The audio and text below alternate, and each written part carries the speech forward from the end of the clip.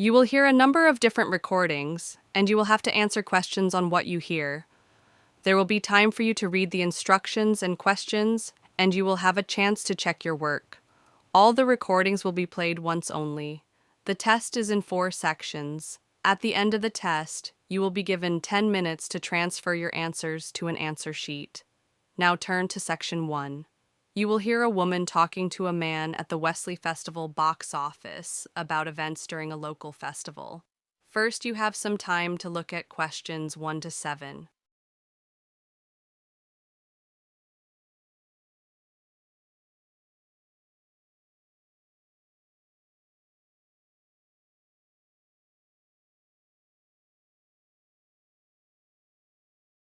Now listen and answer questions 1 to 7. Hello, Wesley Festival Inquiries. How may I help you? Hi. My family and I are staying nearby this week, and we've seen some flyers about the festival. Could you give me a bit more detail about some of the events? Absolutely. First, are there still tickets left for the jazz performance on Saturday? There are, but only for the 18-pound seats. The cheaper 12-pound ones are all gone. Got it. And that's happening at the school, correct? Yes, that's correct. The high school. Just make sure not to confuse it with the junior school. That's a common mistake. Also, there's a guest musician not listed on the flyers. Her name's Rachel Moore, and she'll be playing with the group. Oh, I think I've heard of her before. Doesn't she play the flute or maybe the clarinet? Yes, the flute. She normally performs with classical orchestras, and this will be her debut with a jazz band. That sounds great. I'd really like to hear that. The next thing I wanted to ask about is the duck event. I saw something about it near the canal. What exactly is it? Well, you can buy a yellow plastic duck, as many as you'd like. They're just £1 each. You write your name on the ones you buy. Depending on how many ducks are entered, there'll be several races. They're being started by Adam Reese. He's a former professional swimmer who lives in the area. All the ducks are dropped into the stream behind the cinema, and they float down around 500 meters to the old railway bridge.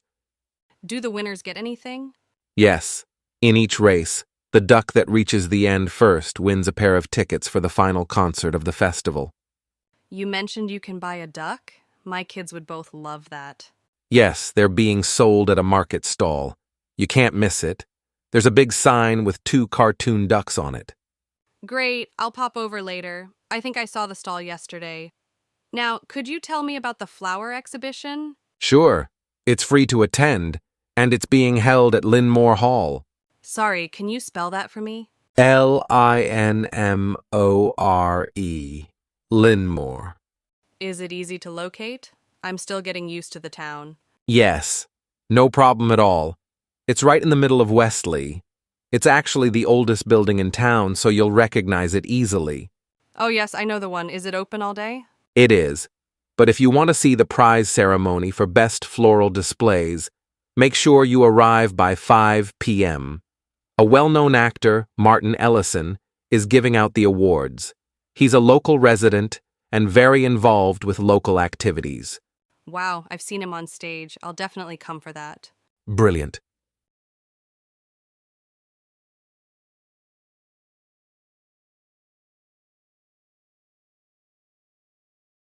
Before you hear the rest of the conversation, you have some time to look at questions 8 to 10.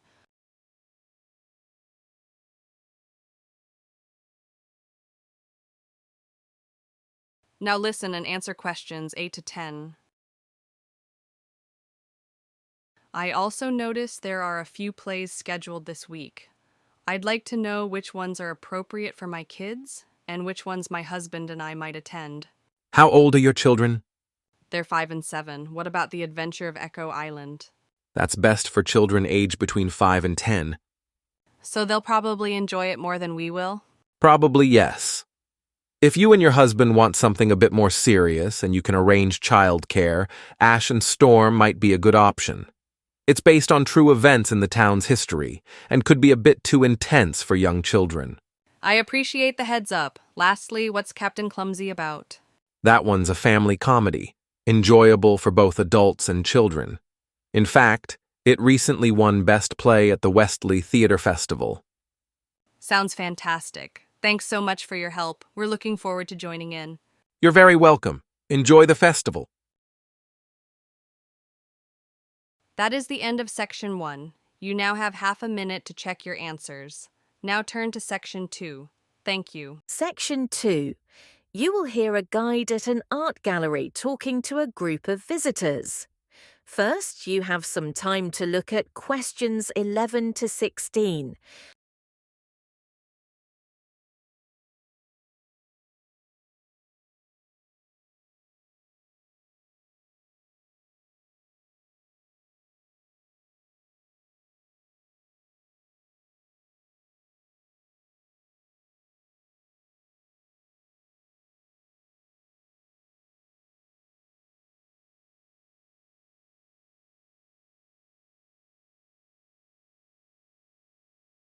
Now listen carefully and answer questions 11 to 16. Welcome to the City Gallery, everyone. I'm delighted to have you here. My name's Philip, and I'll be showing you around and giving you a short overview before we start our tour.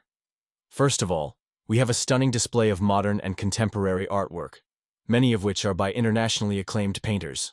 These paintings are extremely popular, so I recommend visiting this gallery early before it gets too crowded. Next, we have an important set of works from the 1800s. This section is special because several renowned artists personally contributed a piece each when the gallery first opened its doors. The sculpture wing features some brilliant pieces too. Unfortunately, that gallery is currently undergoing renovations. However, some of the sculptures have been moved to other sections, so you'll still get to view a selection of them. There's also our traveling exhibit, called Across Continents. You may have seen articles or TV spots about it recently. It's been widely covered in the press and explores cultural objects from a wide variety of countries and backgrounds. If you're interested in currency, we have a compact but fascinating coin section. All the coins were made locally over 1,000 years ago, and many were actually found by residents in their gardens and generously donated to the gallery. Finally, we have a beautiful porcelain and crystal collection left to the institution by its original founder. According to his will, nothing can be added to it, and frankly, we think it's flawless as it is. You now have some time to look at questions 17 to 20.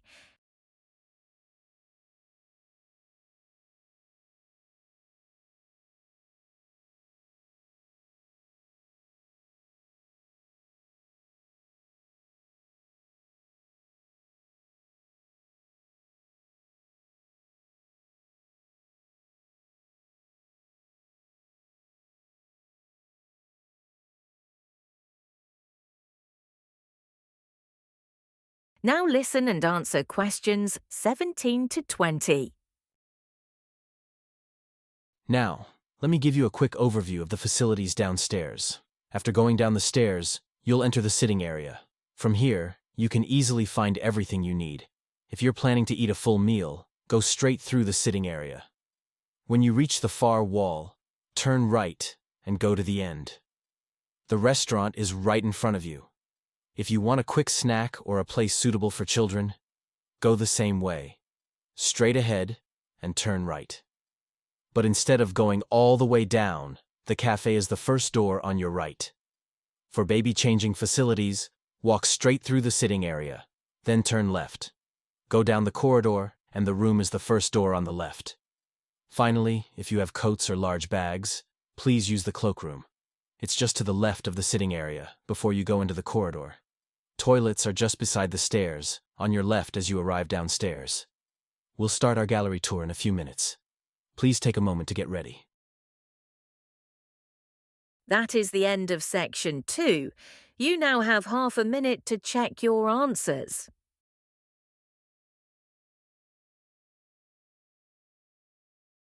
Section 3.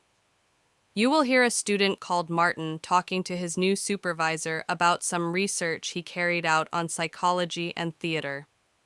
First, you have some time to look at questions 21 to 26.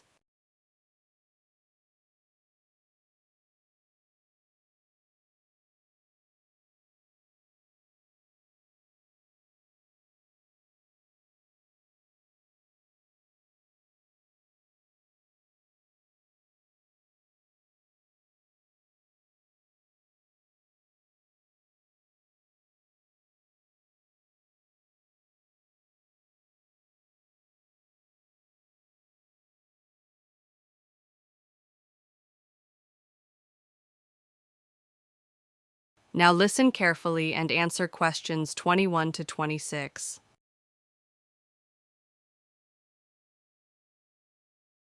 Hello, Martin. Nice to meet you. Before we talk about the project you're planning this term, I'd like to hear a bit about the psychology research you completed for your master's. How did you go about selecting your participants? Well, I worked with 6 performers, all of them professional actors and all male. 3 specialized in classical drama, and the others were involved in modern plays and musical theater. They were all widely respected in their profession. They'd performed in a number of different countries, and several of them had received awards for their acting as well. And they were fairly young, weren't they? Yes, they were between 24 and 30 years old, with the average age just under 28. I hadn't set out to find actors who had appeared in films, but nowadays that tends to be the case, and in fact, they all had. I see. And you gathered your data by conducting interviews over the phone, didn't you? That's right. I realized it would be impossible to arrange face-to-face meetings with leading actors because of their schedules, so the only practical way was telephone interviews. I used a device to record the calls, and although I worried about sound quality at first, it turned out fine. Each interview lasted at least half an hour, and in some cases went on even longer. Did using the phone make it harder for them to open up? I thought it might. But actually the conversations were very relaxed.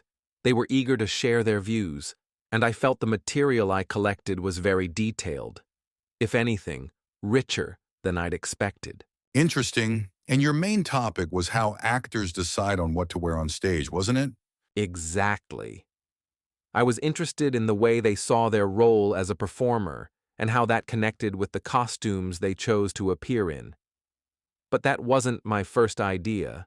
Initially, I'd intended to look at how the audience reacted to different outfits, and also whether actors in one type of theater, like musical comedy, dressed differently from those in another type, such as tragedy. It's surprising that costume choice is often left to the actor's own preference, isn't it? Yes, you'd expect there to be strict rules about this in theater companies, but apparently that's quite uncommon.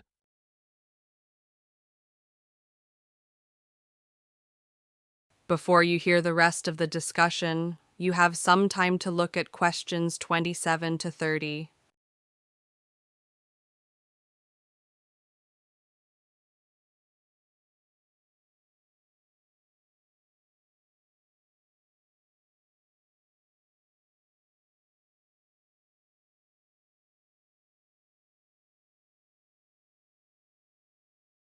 Now listen and answer questions 27 to 30.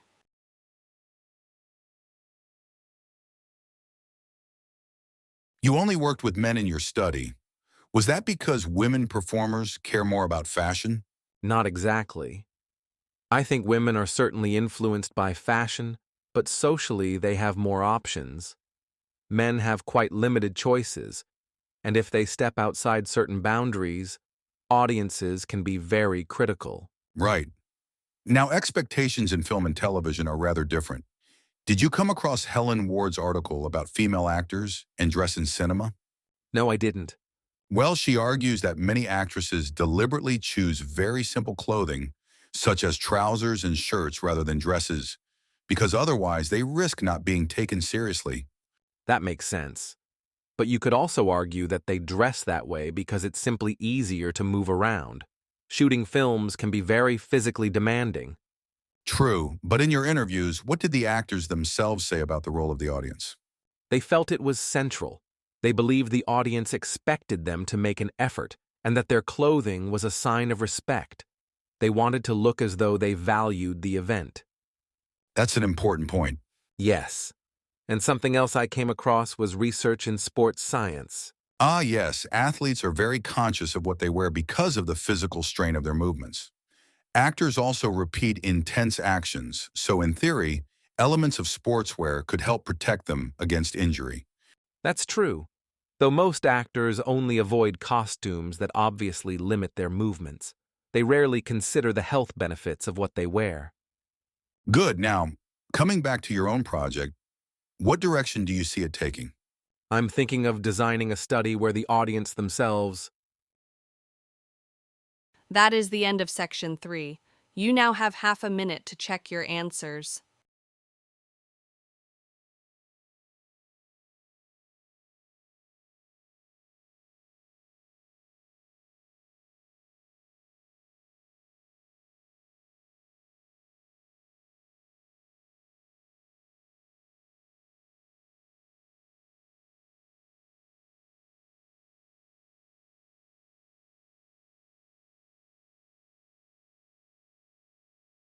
Section 4. You will hear part of a lecture about a possible method of reducing carbon dioxide in the atmosphere. First, you have some time to look at questions 31 to 40.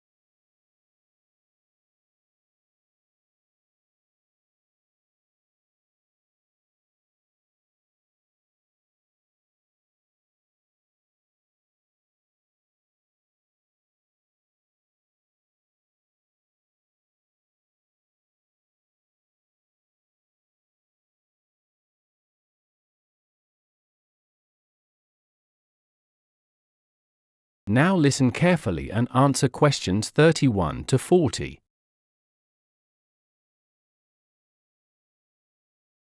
As we discussed in the previous lecture, one of the main drivers of climate change is the sharp increase in the concentration of carbon dioxide in the atmosphere during the last 100 years. If we could find ways to lower this level, then the pace of climate change might also be slowed. One approach currently being investigated involves making use of the soil in which crops are grown, since it can play a role in absorbing CO2. A soil scientist from Ohio State University in the USA, Professor Ratan Lal, has estimated that farmland soils across the world might be able to take in as much as 13% of the CO2 present in the atmosphere. This amount would be roughly equal to all the emissions released over the past 3 decades. Lal originally became interested in this subject not because of concerns about global warming, but because of the condition of the land itself and the people depending on it.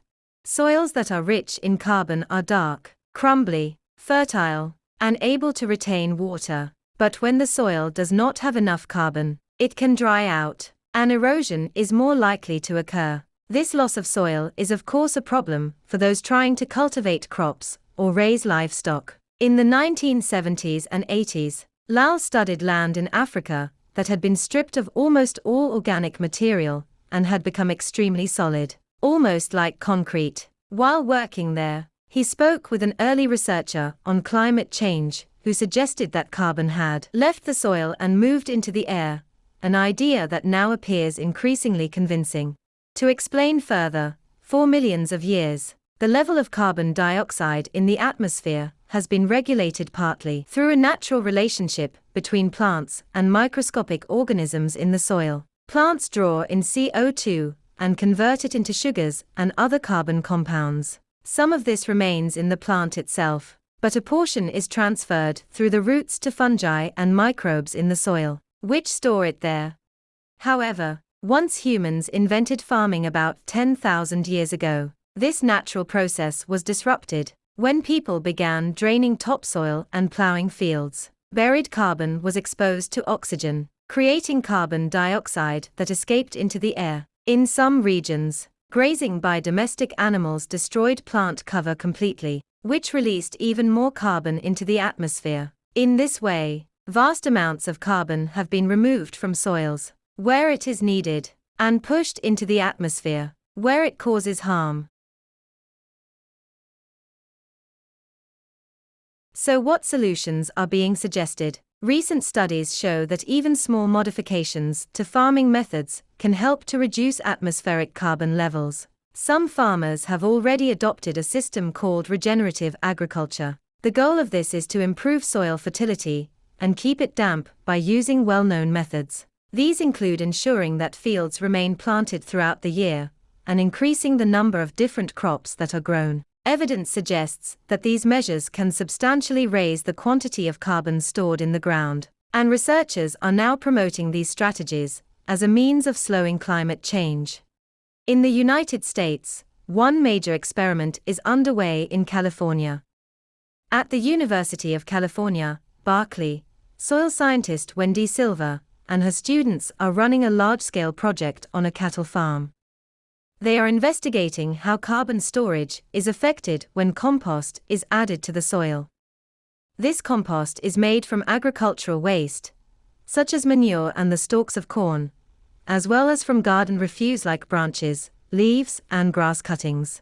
Meanwhile, in Australia, ecologist Christine Jones is testing another soil management technique. Together with a group of local farmers, she is cultivating grasses that remain green all year round, thereby increasing the level of carbon held in the ground. This method, like composting, has already been shown to work in controlled trials, and Jones now wants to demonstrate that it can also succeed on working farms, and that the captured carbon can be measured accurately. Meanwhile, in Australia, ecologist Christine Jones is testing another soil management technique. Together with a group of local farmers, she is cultivating grasses that remain green all year round, thereby increasing the level of carbon held in the ground. This method, like composting, has already been shown to work in controlled trials, and Jones now wants to demonstrate that it can also succeed on working farms, and that the captured carbon can be measured accurately. Looking ahead, projects like these may show how farmers and land managers can contribute to reducing greenhouse gas emissions. In countries such as the USA, where heavy use of fertilizers is common, altering long-established practices will require a significant change in farming systems. Lal has even suggested that farmers should be rewarded financially, not only for the food they produce, but also for the amount of carbon they manage to keep in their soil. That is the end of section 4. You now have half a minute to check your answers.